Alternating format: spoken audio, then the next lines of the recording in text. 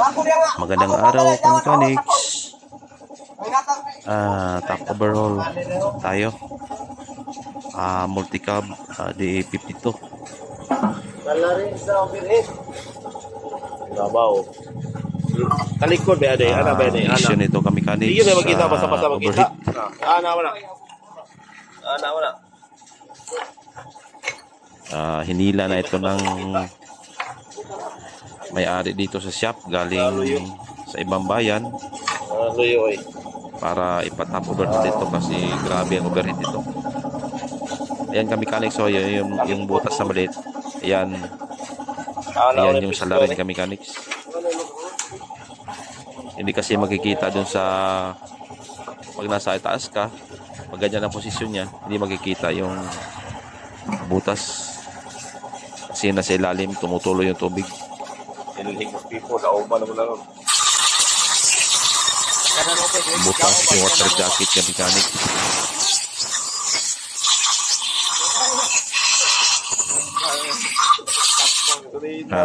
Na-top overhaul na to ng ibang mekaniko. Siguro hindi nakita niya yung butas dun sa ilalim, kaya pabalik-balik yung overheat. Ayan yung head gasket na gagamitin natin, carbon type.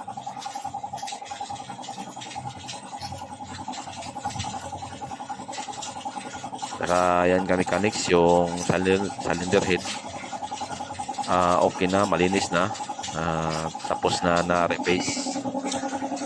I-replace natin yung cylinder head kasi grabe yung kabingkong niya, Kamikaniks. Saka dito rin sa cylinder block, pinasadahan din natin ng liha. Ni-replace din natin para pumantay.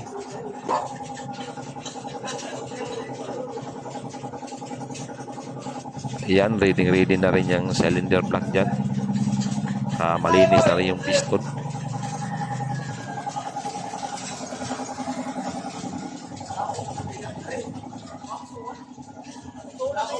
Tingnan natin sa kabila, Kamikaniks, para makita yung piston. Ayan yung tatlong piston, Kamikaniks. 3 cylinder ito. Ayan, malinis na. Tapos na ito na pasadahan ng liha.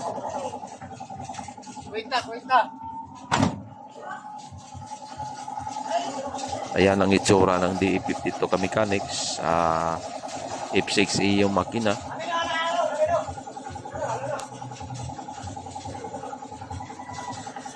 Fuel injected ito. Fast forward tayo ng konti. Ayan, kinabit na ang cylinder head. Ayan, pati rocker arm nandyan na rin.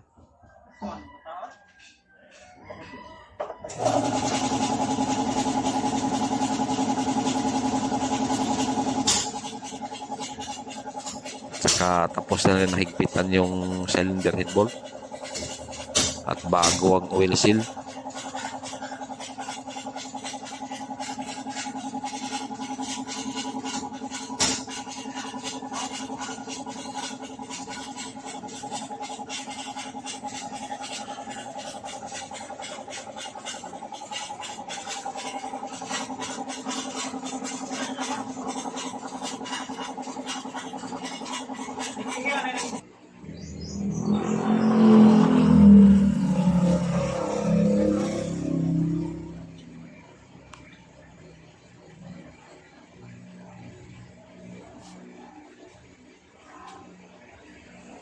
Ayan, maya-maya ikakabit na yung intake manifold. Ayan, Kamikaniks, nandyan na yung intake manifold, nakabit na. Ayan, malapit na yan, Kamikaniks. Ihigpitan na rin yung mga bolt.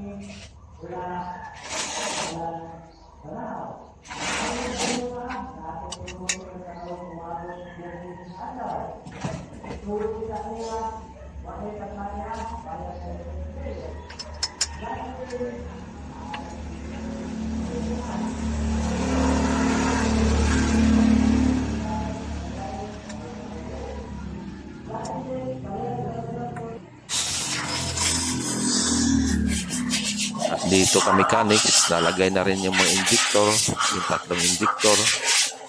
Nandyan na.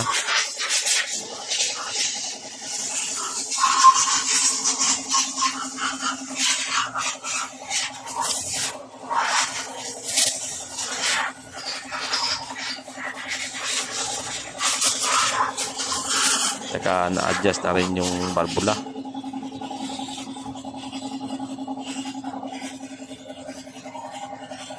At maya-maya ka mechanics, pandarin natin to. Okay.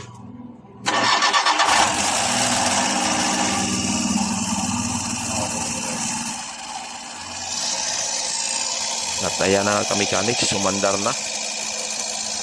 Ayan, maganda na yung andar niya. Pinapaandar muna natin to. Sinisigurado na natin kung aandar siya. Hindi mo natin tinakpan yung cover para madali ma-andar kung sakali. Ayan, maganda yung andar na mechanics.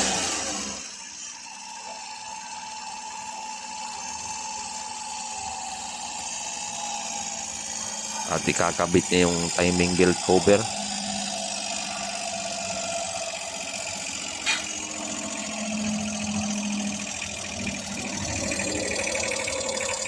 Ayan ka mechanics, oh. Maganda na yung minor. Ganyan lang kasimple ang pag-overhaul nito ka mechanics.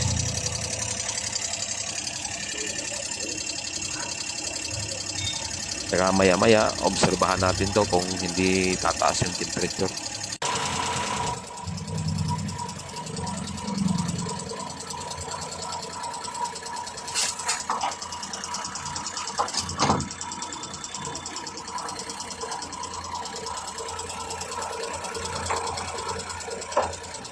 Ayan, tingnan nyo ka mechanics ang ang andar niya. Pakinggan niya yung makina, ang tining ng andar.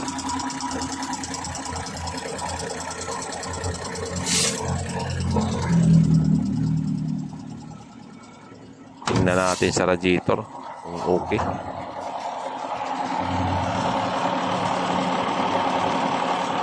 Ayan ka mechanics, wala namang bubbles. Ano lang dito, yung may-ari hindi gumamit ng coolant, kaya ganyan ang kulay ng radiator niya ka mechanics.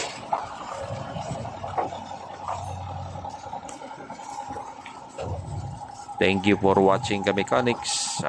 Sana palagi kayo nanonood sa video natin.